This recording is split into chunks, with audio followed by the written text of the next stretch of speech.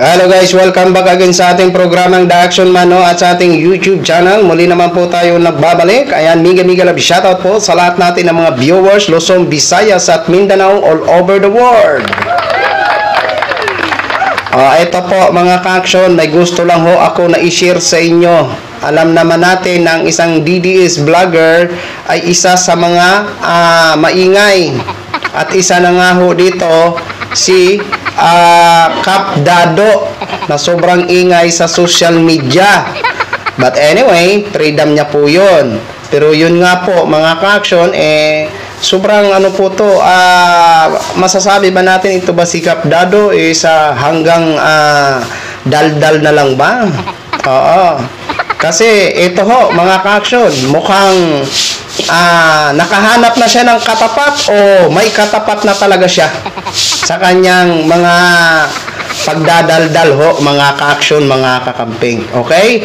So ito po, panoorin po natin itong naging mensahe sa kanya ng isa sa mga taga-suporta ng loyalista. Ito po ay binigyan din ng komentaryo ni Mike Cervera. Ayan, courtesy po sa video nyo, Sir Mike Cervera. Please allow me to use for informative purposes only. Thank you so much, sir. Okay, ito po ha, sa hindi pa po nakapag-subscribe sa kanya, mayroon po itong subscriber na 171k subscriber. Ayan, baka hindi pa po kayo nakapag-ano nito.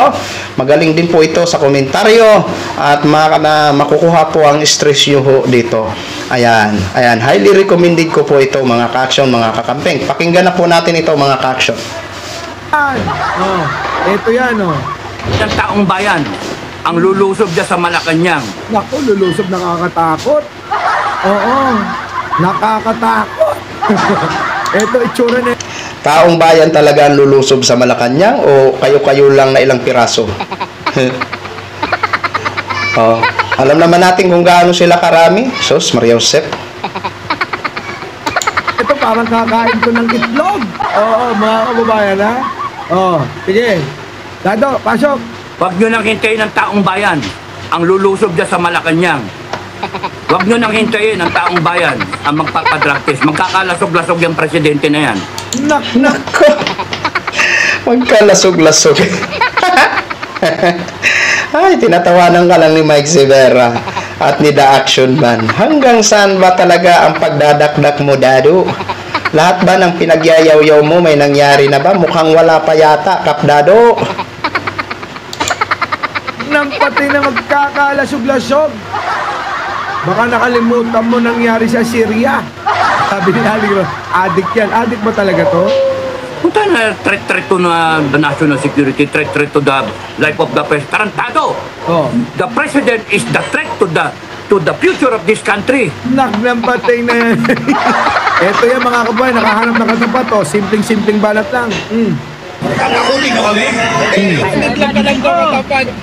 Dado, maswerte ka talaga. Bakit? Kasi wala ka pang nakahanap ng katapat pero may katapat ka na. Yan, may katapat na. Dado! Anong masasabi mo dyan, Cap Dado? Ngayon na may katapat ka na? Anong masabi mo ngayon, Cap Dado? Ano, darating ka ba? O hindi? Nagpa-check up ka na ba, Dado? Nako, sabi ni Mike Cervera, nagpa-check up ka na daw.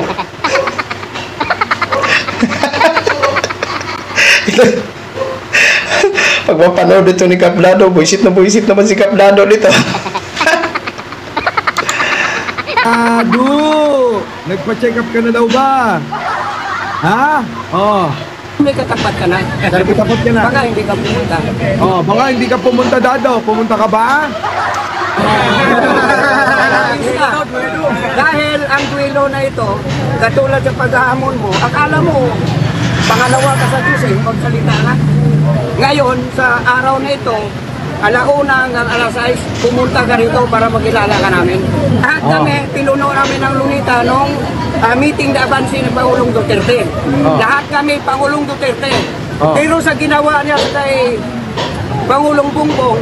Yan, katulad sinabi ni Sara. Anong sinabi ni Sara? Siya ang presidente ng impyerno. Eh, totoo naman talaga ang impyerno. Presidente ng impyerno. Mga kababayan, eto po yan.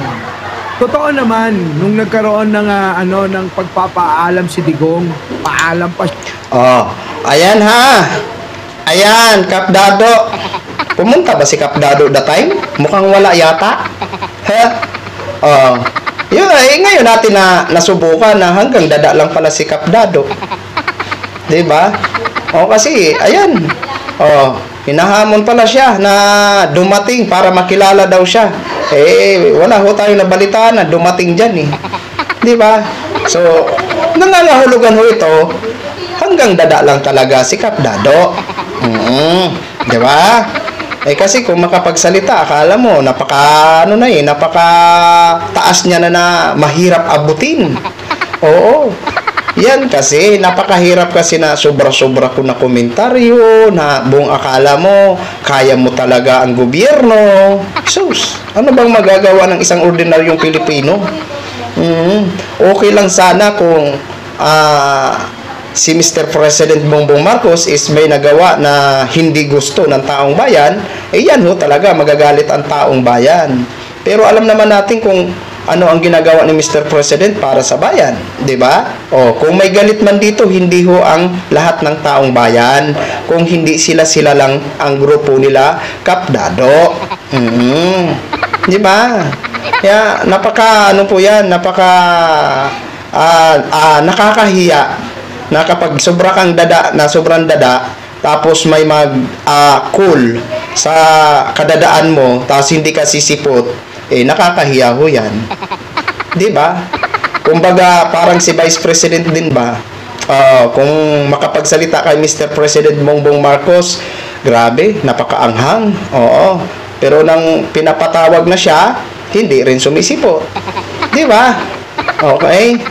So, ayan na po ha, ang katapat ni Kap Dado. Hindi ko alam kung kailan sila magkikita ng vlogger na hinahamon niya rin, na yung vlogger na yon ay hinahamon din siya. Hindi ko alam kung kailan. Di ba? Naundar ho natin yon, ang naging mensahe niya sa isang vlogger na sinasabi niyang maskarado. Okay? Pero yung Kap Dado, walang muro maskara yan, hinahamon ka na pumunta ka. Hindi namin alam kung pumunta ka that time, kung nagkita ho kayo. Diba?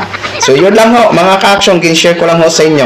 Ayan, maraming salamat sa inyo, Mike Severa. Thank you so much. At syempre, maraming salamat po sa ating mga viewers, Luzon, Visayas, at Mindanao, all over the world. Ako po, ang inyong lingkod, si The Action Man. Have a good day, everyone.